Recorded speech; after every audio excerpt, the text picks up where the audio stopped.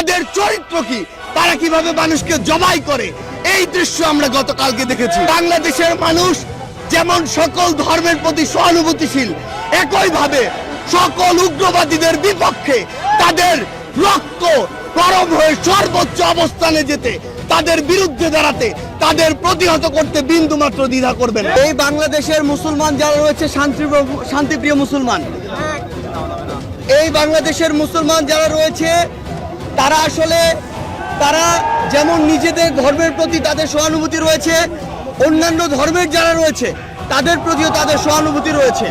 কিন্তু এই সহানুভূতিকে ব্যবহার করে কেউ যদি নিজেদের ওই ভারতে বসা চক্রান্ত, যারা মাসের 30 দিনের 25 দিন দেহটা নিয়ে এই বাংলাদেশে বসে থাকে আর বাকি 5 দিন মনটা নিয়ে ভারতে যায়, সেখানে চক্রান্ত করে এবং সেই চক্রান্তের এক্সিকিউশন এই বাংলাদেশে এসে ঘটায়, সে সকল উগ্রবাদী হিন্দুদেরকে প্রতিহত করার জন্য আমাদের মনে বিন্দুমাত্র সহানুভূতি থাকবে না।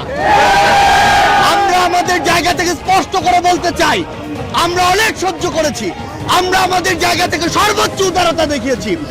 আমরা দেখেছি এই অভ্যুত্থানের পূর্বে কারা কতটুকু এই অভ্যুত্থানকে সমর্থন করেছিল।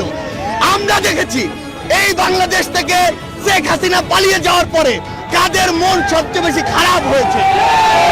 আমরা আমাদের জায়গা থেকে স্পষ্ট দেখেছি যখন এই বাংলাদেশে অভ্যুত্থান পরবর্তী সময় একটি অস্থিতিশীল পরিবেশ হওয়ার কথা ছিল, তখন কিভাবে আমাদের এই মাদ্রাসার ভাইরা ওই মন্দিরে গিয়ে পাহারা দিয়েছে, কিভাবে 5ই আগস্ট রাতে সারা রাত ওই মন্দির পাহারা দিয়ে সকালে ফজরের নামাজ তার সামনে রাস্তায় পড়েছে।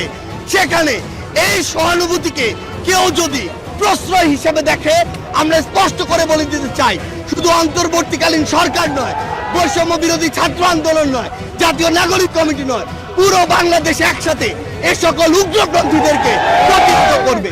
আমরা আমাদের জায়গা থেকে স্পষ্ট করে বলতে চাই, এসব ইসকনের নামে যেসব উগ্রপন্থীরা বিগত 16 বছরে অসংখ্য অপকর্ম ঘটিয়েছে, ফ্যাসিস্ট আওয়ামী লীগ এ সকল অপকর্মকে মানুষের সামনে আসতে দেয়নি। তারা ইসকনের এই সকল অপকর্মকে মদত দিয়েছে, প্রশ্রয় দিয়েছে, আশ্রয় দিয়েছে, লুকিয়ে রেখেছে। কিন্তু তাদের চরিত্র কি, তারা কিভাবে মানুষকে জবাই করে, এই দৃশ্য আমরা গতকালকে দেখেছি। আমরা আমাদের জায়গা থেকে স্পষ্ট করে বলতে চাই, বাংলাদেশের মানুষ যেমন সকল ধর্মের প্রতি সহানুভূতিশীল, একইভাবে সকল উগ্রবাদীদের বিপক্ষে তাদের রক্ত গরম হয়ে সর্বোচ্চ অবস্থানে যেতে, তাদের বিরুদ্ধে দাঁড়াতে, তাদের প্রতিহত করতে বিন্দুমাত্র দ্বিধা করবেন। আমরা আমাদের জায়গা থেকে সরকারকে স্পষ্ট করে বলতে চাই, যারা আমার ভাইকে হত্যা করেছে তাদেরকে যদি গ্রেফতার করে দৃষ্টান্তমূলক শাস্তি না দেওয়া হয়, তাহলে পুরো বাংলাদেশের এই যে ছাত্র জনতা একসাথে সরকারের বিরুদ্ধে তাদের জায়গা থেকে প্রতিবাদ জানাবে।